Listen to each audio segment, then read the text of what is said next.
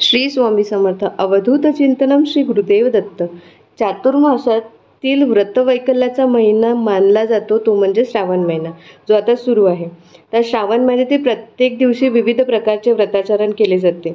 श्रावण महिन्यातला जो दुसरा शुक्रवार आहे त्या दिवशी 3 व्रत आली आहेत. श्रावणातील दुसऱ्या शुक्रवारी एकाच दिवशी ज्योतीची पूजा पण आहे, वरदलक्ष्मी व्रत पण आहे आणि पुत्रदा एकादशी पण आहे.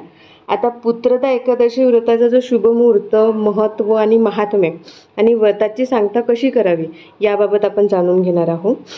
आता पुत्रदा एकादशी प्रामुख्याने संतती प्राप्तीसाठी केली जाते. तर नावातच पुत्रदा आहे म्हणजे संतती प्राप्तीसाठी हे व्रत आपल्याला करायचे आहे.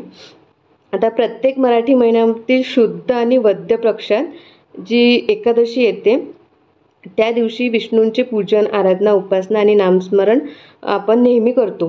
तर ही जी एकादशी आहे पुत्रदा एकादशी, ती श्रावण महिन्यात येते एकदा आणि एकदा पौष महिन्यात येते. तर या दोन्हीही एकादशी खूप महत्त्वाच्या आहेत. एकादशी ही तिथी भगवान महाविष्णूंची लाडकी तिथी मानली जाते. अनेक उपासक निर्हेतुकपणे दर महिन्याला एकादशी व्रत करतात. श्रावण महिन्यातील शुद्ध एकादशी पुत्रदा एकादशी म्हणून ओळखली जाते. वास्तविक पाहता पुत्रदा एकादशीचे व्रताचरण वर्षातून 2दा केले जाते. तर ते मी सांगितलंच तुम्हाला, एक श्रावणात आणि एक पौषमध्ये. तर श्रावणात आलेली आहे ही पुत्रदा एकादशी म्हणून याचे महत्त्व अधिक मानले गेलेले आहे. आता श्रावण पुत्रदा एकादशी कधी आहे तर 16 ऑगस्ट शुक्रवार 2024 ला एकादशी आहे, ज्याचा प्रारंभ होतो गुरुवारी 15 ऑगस्ट 2024 सकाळी 10:26. तर आता समाप्ती कधी आहे तर शुक्रवारी 16 ऑगस्ट 2024 रोजी सकाळी 9:39 पुत्रदा एकादशीची समाप्ती आहे. परंतु आपण भारतीय पंचांग पाळतो आणि सूर्योदयाच्या तिथीनुसार आपण एकादशीचे व्रत करत असतो किंवा कोणतेही व्रत करत असतो. ही आपली एक प्राचीन परंपरा आहे. त्याच्यामुळे एकादशीचे व्रत हे आपल्याला शुक्रवारी म्हणजे 16 ऑगस्ट 2024ला करायचे आहे. बघा, आता दर महिन्याला जो एकादशी करतो, जी महिन्यातून 2 वेळा येते, त्यावेळी आपण भगवान विष्णूची सेवाही करतच असतो. पण ही पुत्रदा एकादशी असल्यामुळे आपल्याला अपत्य प्राप्तीसाठी व्रत पण करायचे आहे. असे मानले जाते की हे व्रत केल्यास भगवान विष्णूजींची आपल्यावर विशेष कृपा होऊन आपल्याला चांगले अपत्य प्राप्त होते आणि याशिवाय भगवान विष्णूंचा आशीर्वादही कायम राहतो. आता व्रत कसे करायचे हे आपण बघणार आहोत. तर प्रत्येकाच्या देवाऱ्यात बाळकृष्णाची मूर्ती असतेच. बाळकृष्ण म्हणजेच विष्णूची. आता बाळकृष्णाला घेऊन आपल्याला व्रताला प्रारंभ करायचा आहे. तर दशमी तिथीपासूनच एकादशी व्रत पाळण्याचा आपला नियम असतो.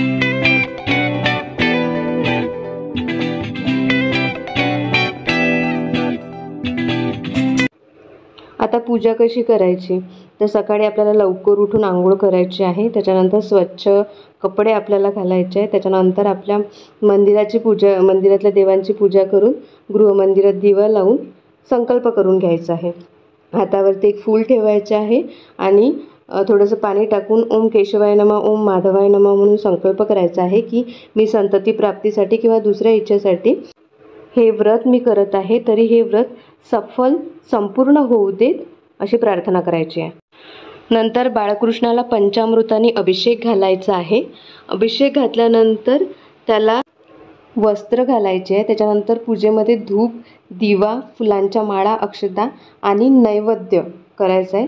याशिवाय 16 वस्तू देवाला अर्पण करायच्या. तर 16 कुठलेही करू शकता तुम्ही. 16 फळं अर्पण करू शकता, 16 पदार्थ अर्पण करू शकता, जे पण आपल्याला यथाशक्ती करू शकता. आणि सगळ्यात महत्त्वाचे, पूजेत भगवान विष्णूला तुळस अर्पण करायची आहे. याशिवाय कोणतीही पूजा अपूर्ण मानली जाते. तर सगळ्यात महत्त्वाचे तुळस ही बाळकृष्णाला अर्पण करायची आहे. आणि त्याच्यानंतर पुत्रदा एकादशीची व्रतकथा वाचून आरती करायची आहे. यानंतर मनापासून नमस्कार करून सर्वांना प्रसादाचे वाटप करायचे.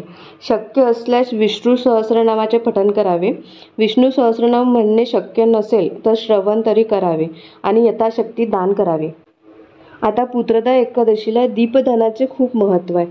तर एकादशीला भगवान विष्णूंचे स्मरण करून आपल्याला एका पवित्र नदीमध्ये, आपल्या गावात असेल किंवा नसेल, किंवा तलाव असेल किंवा नसेल तलाव तर तुळशी घ्या किंवा एका पिंपळाच्या झाडाखाली आपल्याला दिवा लावायचा आहे. तर आता दिवे कसे करायचे की पिठाचे छोटे छोटे दिवे बनवायचे. आपण 5 बनवू शकता, 11 बनवू शकता, 21 बनवू शकता, जसे आपल्याला वाटेल तसे. त्याच्यामध्ये थोडं तेल टाकायचं किंवा तूप टाकायचं. नंतर कापसाची वात करून पेटवायचं आहे. त्याच्यानंतर पिंपळाच्या किंवा वडाच्या पानावर ठेवून तो नदीत किंवा तलावात किंवा तुळशी जवळ किंवा पिंपळाच्या झाडाखाली नेऊन ठेवायचं आहे. आणि आपल्या क्षमतेनुसार यथाशक्ती म्हणजे आपल्या क्षमतेनुसार गरजूंना दान करायचे. तर आता पुत्रदा एकादशीची कथा काय आहे हे मी तुम्हाला सांगते. प्राचीन काळी सुकेतू नावाच्या राजाला मूळबाळ नव्हते. राजवाड आणि सर्व वैभव असूनही संतान न होण्याच्या दुःखाने ते चिंतित होते. काही काळानंतर ते आपल्या समस्येचे निराकरण करण्यासाठी ऋषींच्या आश्रमात फिरले. तेथे ऋषींनी त्यांना या एकादशीचे महत्त्व सांगितले आणि जेव्हा राजाने हे व्रत पाळले तेव्हा त्याला अपत्य प्राप्ती झाली. तर ते हे व्रत होतं पुत्रदा एकादशी. तर आपल्याला हे व्रत करायचे आहे. संतती नसेल हो तर संतती प्राप्तीसाठी हे व्रत करायचे आहे आणि विष्णूजींची कृपा आपल्यावर राहावी नेहमीच. कारण लक्ष्मी जर आपल्याला हवी असेल, ऐश्वर्य धनसंपदा हवी असेल, तर लक्ष्मीबरोबर आपल्याला विष्णूजींचेही नामस्मरण करायचे आहे. लक्ष्मी बिना विष्णूच्या येत नाही घरीच कधीच. जेव्हा जेव्हा पण लक्ष्मीची आराधना करावी लागते तेव्हा विष्णूजींचीही आराधना आपल्याला करायची असते. आता सांगता कशी करायची व्रताची. तर पुत्रदा एकादशीचे व्रत आचरण जे करतात त्यांच्या मनात कोणत्याही प्रकारचा संशय घ्यायचा नाही त्यांनी. तसेच व्रतदिनी केवळ फलाहार घ्यावा. ज्यांना केवळ फलाहार करणे शक्य नाही त्यांनी सात्विक आहार घ्यावा. कांदा लसूणयुक्त उग्र पदार्थ खाणे टाळावे. एकादशी दिनी केलेल्या व्रतानंतर दुसऱ्या दिवशी उठून स्नानादिक कार्य आटोपली की एकादशी व्रत सांगतेचा संकल्प करून तो पूर्ण करावा. यावेळी श्री विष्णूजींची मनोभावे पूजा करावी. व्रताच्या यशस्वीतेसाठी श्री विष्णूंचे आभार मानावेत. व्रत आचरण काळात कोणाच्याही बाबतीत अपशब्द बोलू नयेत. पूजा करताना कोणाच्याही बाबतीत मनात ईर्ष्या उत्पन्न करू नये. तसेच व्रताचरण करताना अनावधानाने झालेल्या चुकांबाबत श्री विष्णूजींकडे क्षमायाचना करायची आहे. अशा प्रकारचे हे साध्या सरळ पद्धतीने आपल्याला व्रत करायचे आहे. धन्यवाद.